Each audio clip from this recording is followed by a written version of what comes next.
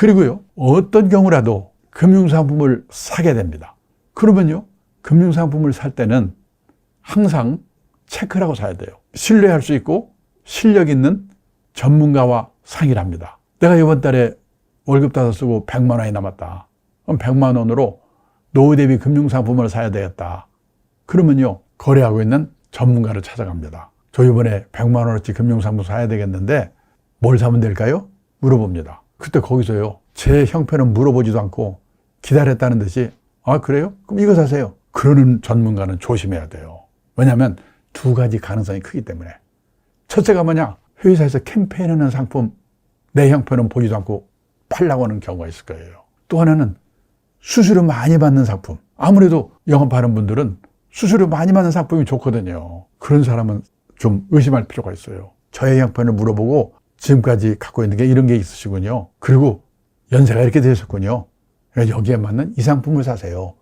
이렇게 권유를 하는 사람을 만나야 되는 거예요. 그리고요, 그 사람이 상품을 골라주면 그것도 그냥 사지 말고 한번 확인을 하고 사셔야 됩니다. 그래야 그분이 긴장을 하게 되고 그분이 실력 있는 분인지 알 수 있는 겁니다. 뭘 물어보냐? 첫째, 저한테 100만 원어치 이 상품 사라고 하셨는데 이 상품이 예금처럼 갖다 맡기면 책임져주는 저축상품이에요.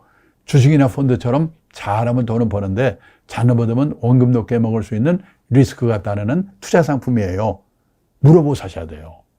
왜냐하면 지금 구조화된 상품이라고 그래가지고 제목만 보고 설명만 보면 애매한 상품이 너무나 많거든요. 그리고요, 그 애매한 상품은 확실히 물어보고 사셔야 돼요. 또 요즘은요, 금융사기꾼이 득실득실합니다. 저도 어려운 경우를 많이 당하는데요.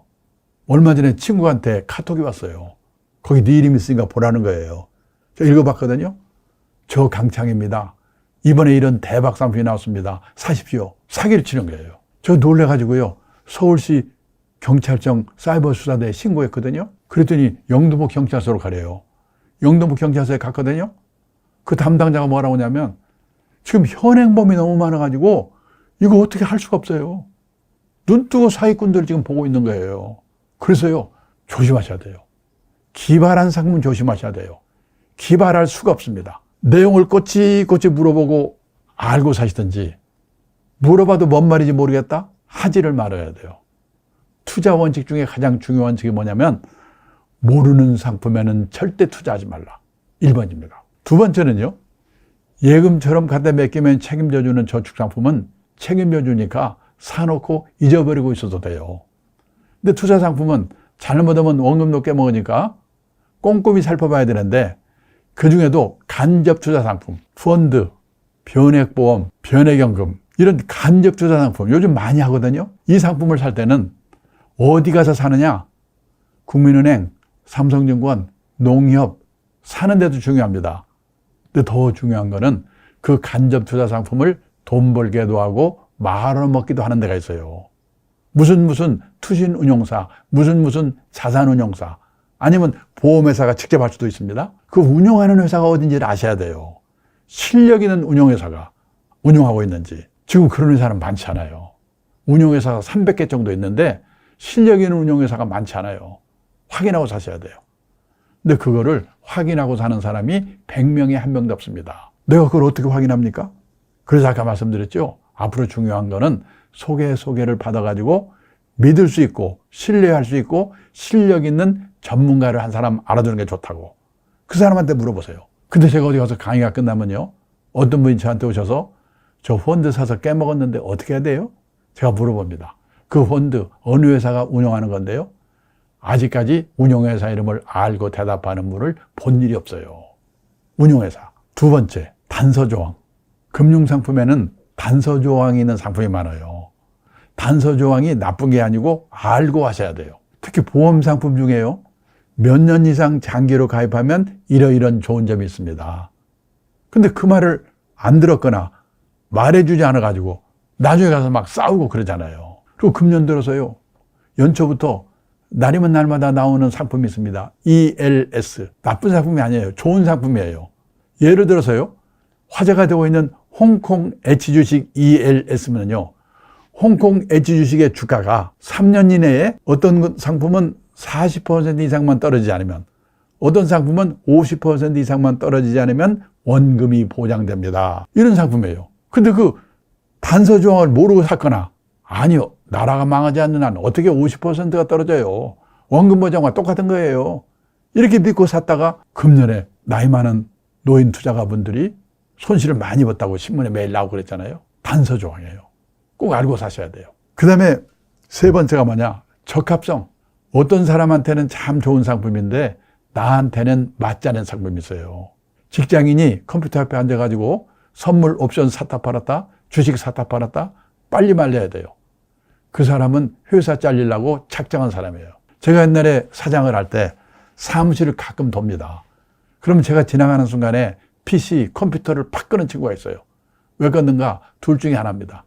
야한 사진 보고 있었거나 아니면 주식하는 친구들. 근데 그런 친구 중에 진급 빨리 되는 친구를 못 봤어요. 주식은요, 하는 게 좋습니다. 해야 돼요. 근데 하더라도 일주일에 한 번이나 보고 느긋하게 해야 되거든요. 왜? 직장인은 직업에서 성공해야 되니까. 가장 큰 투자 엔진은 자신의 직업이다. 그 시간에 일을 해야죠. 그 다음에 세금.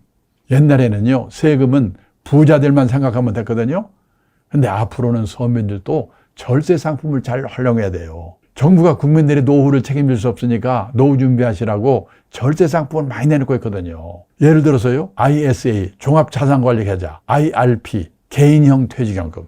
요즘 이런 상품들 많이 나오거든요. 세제 혜택 받으면서 그 다음에 노후자금 마련할 수 있는 상품들입니다. 근데 다만 1년 후에 쓸 돈으로 그런 절세 상품을 샀다가 도중에 해약하면요, 그동안에 세금 혜택 본 거 다 토해내야 돼요. 그래서 내가 갖고 있는 성격에 맞는 절세 상품인가도 확인해 보셔야 되죠. 그런 세금에 관한 공부가 필요하다는 겁니다. 마지막으로 수수료입니다. 펀드 사시면서 보험 가입하시면서 이 수수료가 얼마나 되는가?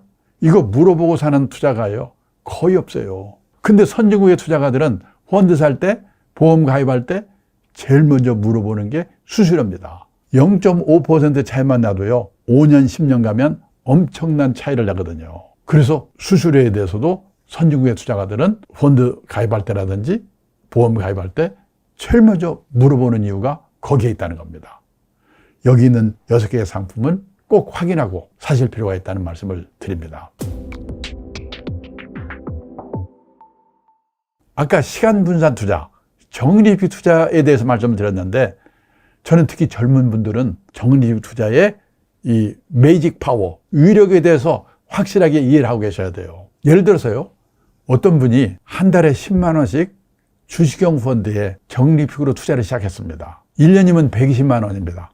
그리고 10년간 기간 동안에 하겠다는 결심을 하고 시작을 한 거예요. 그러면 10년이면 1,200만 원이 들어가게 됩니다. 원금이. 근데요, 시작할 때는 10,000원이었는데 재수없게 그때부터 떨어지기 시작해가지고 5년 동안에 펀드 가격이 2,000원으로 떨어졌습니다. 그러면 기분이 되게 나쁘죠. 그래서 중도에 포기하는 사람이 많아요.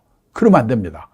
그 펀드가 우량 펀드라는 확신만 있다면 그냥 주위 상황에 관계없이 비가 오나 눈이 오나 계속 한 달에 10만 원씩 투자를 해가는 겁니다. 5년 후에 반등을 시작해가지고요, 10년 후에는 다시 10,000원으로 돌아왔습니다. 그러면요, 10년 동안에 한 달에 10만 원씩 1년에 120만 원, 10년에 1,200만 원 원금이 들어갔습니다. 근데 어느 달에는 10,000원에, 어느 달에는 8,000원에, 어느 달에는 2,000원에, 어느 달에는 5,000원에 이렇게 매입을 한 거죠. 그러면 10년 후에 그렇게 매입한 펀드의 평가액이 얼마나 될까요? 제가 물어보면요, 얼마? 10,000원 했던 게 10,000원 본전으로 돌아왔으니까 1,200만 원 정도 되지 않을까?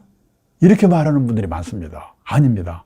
평가액이 2,410만 원이에요. 왜냐하면 2,000원으로 떨어졌을 때는요, 기분은 너무 나쁘지만은 10,000원일 때는 한 주밖에 못 샀다면 2,000원일 때는 5주를 샀거든요.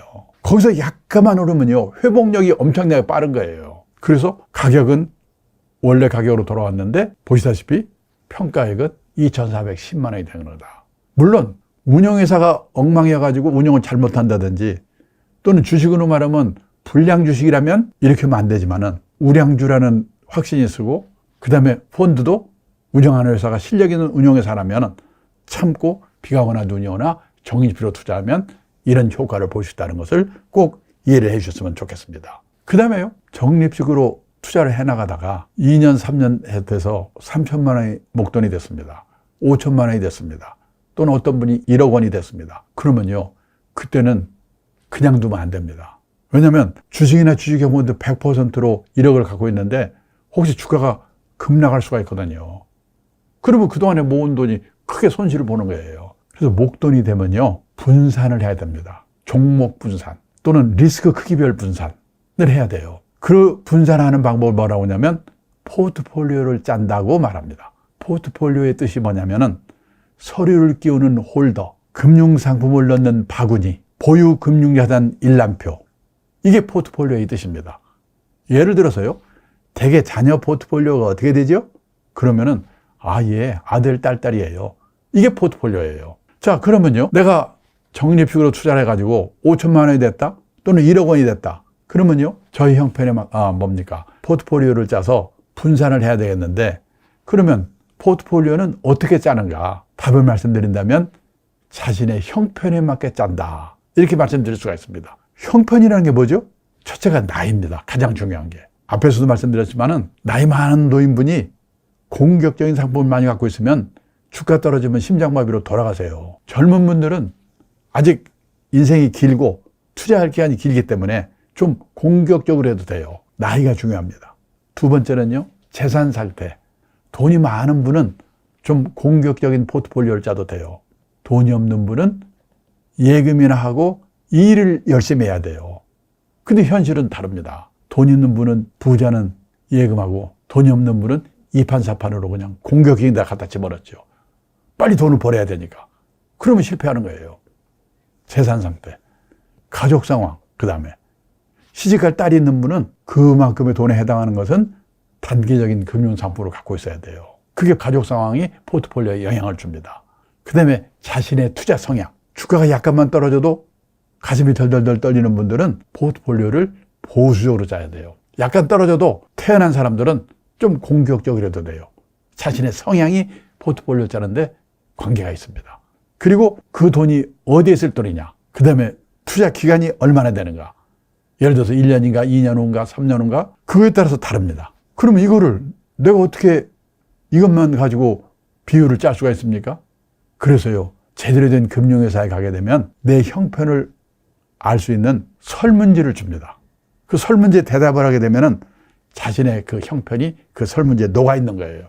그래서 손님은요, 나이도 많으시고 보수적으로 하셔야 되겠네요.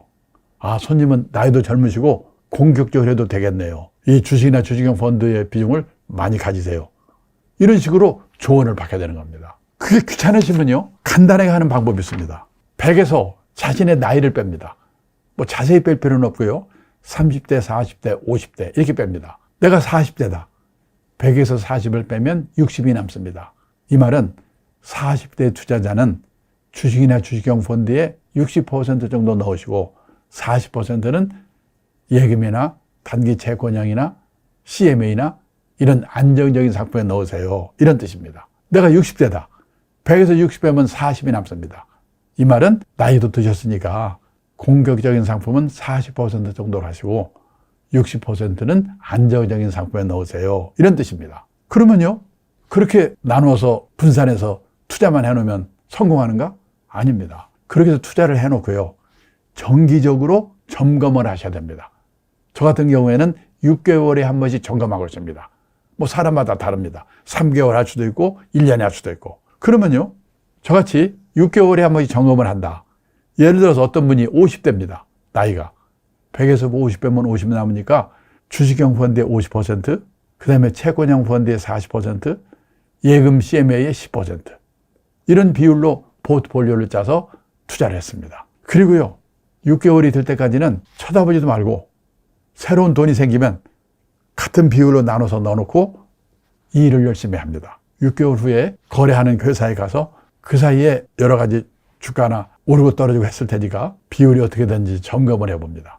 근데 6개월 사이에 주가가 많이 올라가지고 주식형 펀드 비중이 65%로 늘어났습니다. 그러면 채권형 펀드나 CMA 같은 경우는요, 늘어나더라도 조금씩 늘어나기 때문에 상대적으로 비중이 줄어듭니다.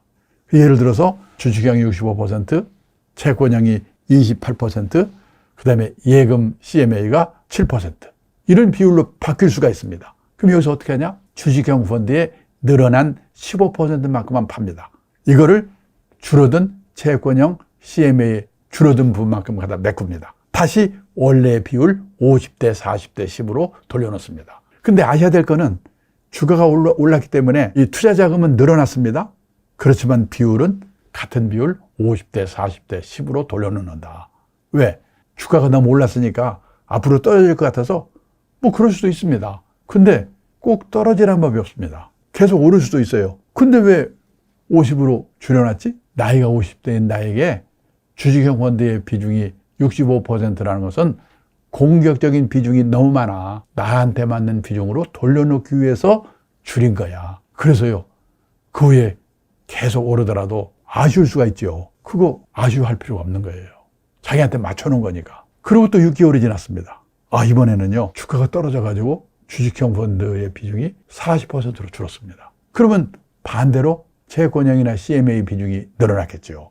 그쪽에 늘어난 비중만큼만 팔아서 주식형으로 다시 메꿉니다. 원래 비율 50대 40대 10으로 돌려놓는 겁니다. 왜? 너무나 떨어졌기 때문에 주가가 앞으로 오를 것 같아서? 뭐 그럴 수도 있죠. 근데요, 계속 오르는 법 없고 계속 떨어질 수가 있어요. 근데 왜 이렇게 주식형 펀드 비중을 늘렸지? 나이가 50대인 나에게 주식형 펀드 비중 40%는 너무나 보수적인 비율이야. 나한테 맞는 비율로 맞춰놓기 위해서 늘린 겁니다. 그러니까 조금 약간씩 떨어지더라도 그것 때문에 전전긍긍할 필요가 없다는 거죠. 이렇게 원칙을 지켜가면서 가다가 이게 나이가 먹고 퇴직을 해 형편이 바뀔 수가 있습니다. 형편이. 50대 된 사람이 나이가 60이 될 수가 있습니다. 또 현역에 든 사람이 퇴직을 할 수 있습니다. 그러면요, 나이가 60이 되고 회사도 퇴직하고 그러면 나는 이제 나이도 60이 넘었고 그 다음에 회사도 퇴직했으니까 공격적인 비중을 50%나 갖고 있는 것은 너무나 나한테 리스크 큰 거야. 나한테 맞는 비중 100에서 60 빼면 40 남죠? 40%로 바꿔야 돼. 정책적으로. 그리고 안정적인 비중은 60%로 늘리고. 이거는요, 기본적인 자산 배분 비율을 바꾸는 거예요. 형편이 바뀌었기 때문에. 아까 앞에서 6개월마다 하는 거는요, 주의 시황이 바뀌었기 때문에 비율을 바꾼 거고요. 여기는 뭐냐? 형편이 바뀌었기 때문에 기본적인 자산 배분 비율을 바꾸는 거예요. 그래서 이제 6개월에 한 번씩 늘어난 건 줄이고 줄어든 건 늘리고 이런 식으로 가는 거예요. 죽을 때까지. 70대가 되면 또 기본 비율을 바꿔야 되겠죠. 이렇게 하게 되면은 평균 이상의 수익을 낼 수 있다. 이것이 바로 투자의 원칙을 지키는 것이다. 이렇게 말씀드릴 수가 있겠습니다. 그리고요, 투자에는 원금을 손실 볼 수 있는 리스크가 따르기 때문에 어떤 돈으로 투자를 해야 되는가 알고 계셔야 돼요. 단기간 내에 써야 할 돈은 따로 마련되어 있고, 그러니까 빚내서 하지 말라는 거거든요. 그 다음에 시장에 장기간 묻어둘 각오가 되어 있고, 비상사태가 오더라도 놀라지 않고 참고 기다리겠다는 각오가 되어 있는 돈, 그런 돈으로 투자를 하라는 거예요. 근데 지난 몇 년 사이에 동학개미 투자자분들이 그렇게 했습니까? 비투라고 난리 아닙니까? 신용거래, 빚 얻어서 투자한 분들이 많죠. 그리고요, 시장에 묻어둔다고요? 아닙니다. 재작년인가요? 자본시장연구원에서 발표한 자료를 보니까 그 전해에 우리나라 20대 남성 주식 투자자의 주식 매매 회전율이 6,800%라고 발표하더라고요. 회전율이 뭐냐면요, 1년에 주식을 몇 번 샀다 팔았다 하는가. 예를 들어서요, 세계적인 운용사 중에서 보수적으로 운영하는 운용회사의 연 회전율이 평균 30 내지 40%랍니다. 그러니까 100%면 1년에 한 번 샀다 팔았다 하는 거거든요. 30% 40%라는 것은 2년이나 3년에 한 번씩 사고 판다는 얘기예요. 그런데 우리나라 20대 남성 주식 투자자들이 회전율이, 주식 매매 회전율이 6,800%라는 것은 1년에 68번을 샀다 팔았다 했다는 거예요. 거의 일주일에 2번 정도. 그러면요, 꿈에도 나타납니다. 회사에서 일하다가도 그 생각해야 돼요. 잘못하면 회사에서 잘려요.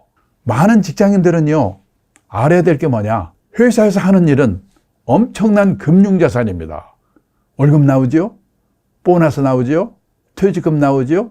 따라서 직장인들은 일에서 성공해야 돼요. 가장 큰 투자 엔진은 자신의 직업이다. 그런데 68번을 사탑바르타 하게 되면요, 어쩌다 한번 맞힐 수는 있지만은 계속 그 주가를 맞힐 수가 없습니다. 그리고 거기에 정신을 쏟다가 직업에서도 실패하는 거예요. 그런 일을 지금 20대 남성 투자자들이 했다고 언론에 보도가 된 일이 있었거든요. 그래서요, 투자에 관한 공부를 제대로 하셔야 되는데, 많은 분들이 투자에 관한 공부라면 뭐냐? 주가 예측, 부동산 예측, 아까 말씀드렸죠? 20대 남성 주식 투자자의 연간 매매 회전율이 6,800%였는데 그게 뭐가 문제였는가? 매매 회전율이라고 하는 것은 1년에 몇 번을 사고 파는가? 보수적인 펀드 운용사의 연간 매매 회전율은 30 내지 40%. 그러니까 2년이나 3년에 한 번씩 사고 팔고 한다는 뜻이죠. 그런데 2021년 국내 남성 주식 투자자의 연간 평균 매매 회전율이 6,800%였다는 거. 지금 아까 말씀드렸죠? 이렇게 단타 매매로 계속 성공할 수 있는가? 그리고 이것이 직장에서 하는 일에도 영향을 주지 않는가? 이런 거를 지금 투자하고 계신 분들은 한번 생각하실 필요가 있다는 겁니다. 그래서요, 주식 투자, 펀드 투자에 성공하기 위해서는 투자에 관한 공부를 해야 되는데, 많은 분들이 투자에 관한 공부라고 하면 주가 예측, 부동산 예측, 예체에 관한 공부라고 생각하고 있거든요. 오늘 또 많은 유튜브에서요, 오릅니까? 떨어집니까? 뭐 사야 됩니까? 아마 그러고 있을 거예요. 그런데요, 제가 이름만 말씀드리면 알만한 유명한 펀드 매니저가 있습니다. 이분은 30년 이상이요, 펀드 매니저로 날린 사람이에요. 얼마 전에 저한테 고백을 하기를, 누가 자기한테 와서 주가가 앞으로 어떻게 되냐고, 주가 전망, 이거 물어보면 미치겠대요. 모르니까. 그 도사도 모르는 거를 보통 사람이 어떻게 단기로 예측에 성공할 수가 있겠는가. 그러면 뭘 하는 거야? 투자에 성공하기 위해서는?